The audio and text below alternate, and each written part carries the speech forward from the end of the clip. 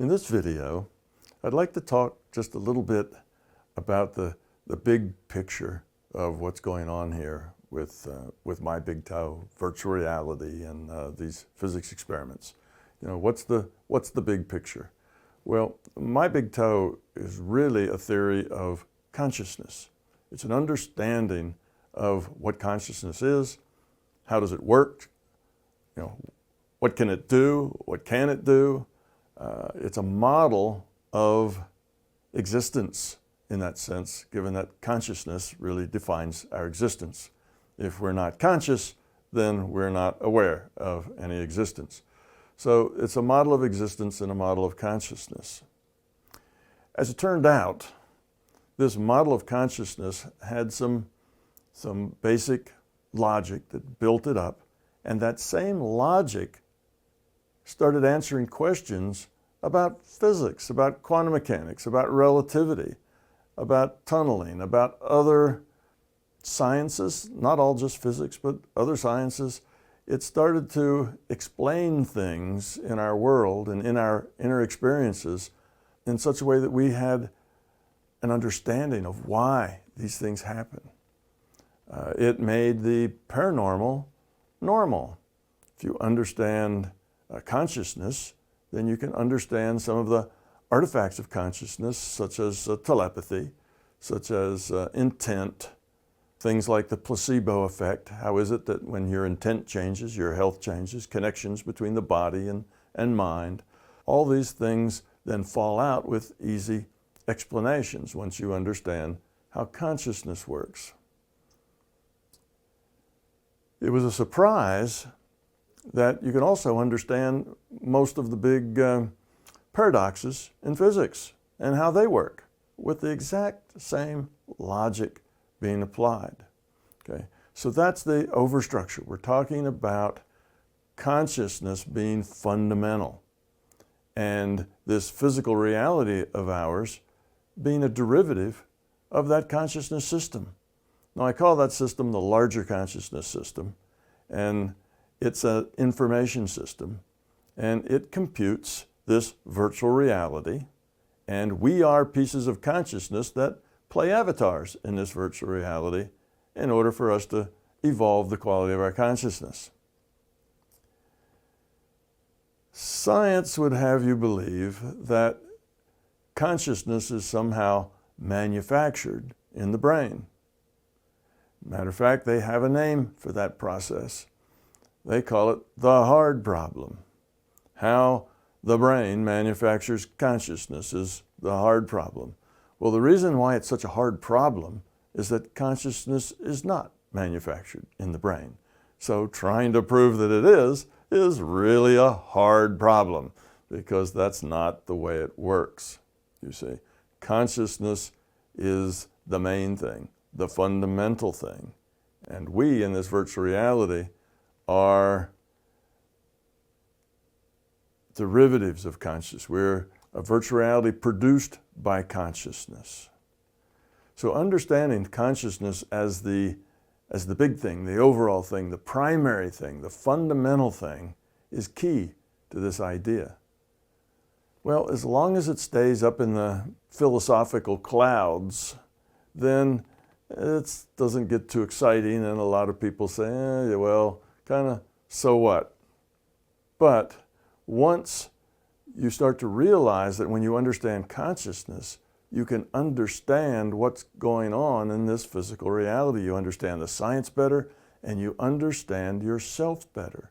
You see, we live in two realms, really. One realm is the objective realm, and that's the realm that science speaks to.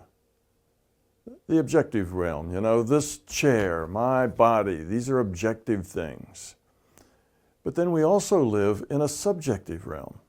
In the subjective realm is where things such as love and caring and happiness and all of the things, all of the choices and things that you do, all the qualia, all of the sense of what's important and what's not. Most everything in your life that's significant and important lives in this subjective world.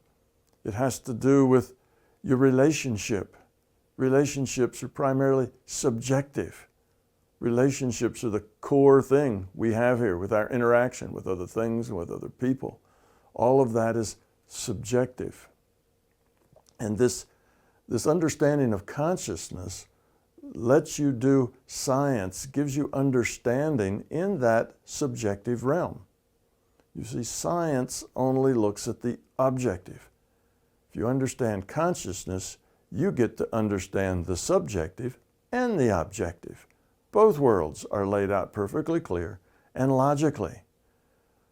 One of the things I hear in my email are a lot, Tom, thanks a lot for your big toe because now I just learned that I'm not crazy. These are people who have had experiences that just don't make sense. Experiences they just couldn't explain. These are subjective experiences, and they just couldn't explain it. And you can't explain away every subjective experience as, oh, that was a mental problem. You were hysterical. None of that actually happened. None of that actually, was in your mind. You just think it is. Well, that's a poor excuse. Many people have experiences that they know are just as real, if not more real, than this physical reality, and they come away with no explanation. Well, eventually, they might convince themselves that maybe they just made it up. Maybe they are mentally ill until they understand the significance of that experience, till they understand why that happened, what its importance was, what its significance was. Why did it happen that way? How did it happen? And what should have been the interaction, the response to that? What was it? What was the lesson? What's important about it? And once they see it as part of a structure of a big picture, well, they're not crazy anymore.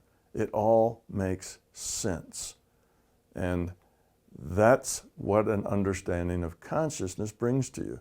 Your world, both inside and outside, both subjective and objective, will then begin to make sense where it didn't before.